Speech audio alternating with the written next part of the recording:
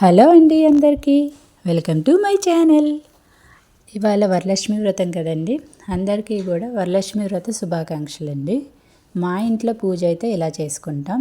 అమ్మవారి పటానికి రూపు పెట్టి అమ్మవారికి గౌరీదేవిని చేసుకొని ఇలా ప్రసాదాలు అవి పెట్టి చేసుకుంటామండి. ఇవాళ అమ్మవారికి ప్రసాదాలుగా పులిహోర, దద్దోజనం, పరవాన్నం, శనగలు, గారెలు చేసుకున్నామండి.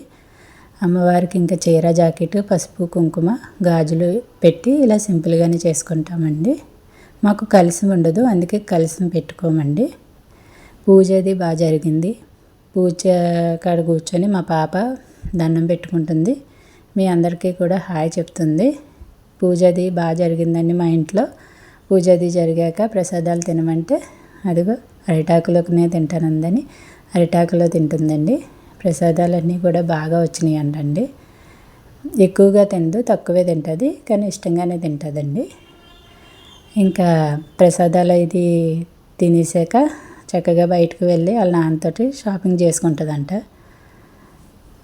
మా ఇంట్లో పూజ అయితే ఇలా జరిగింది.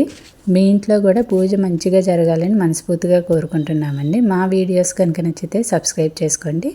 బాయ్.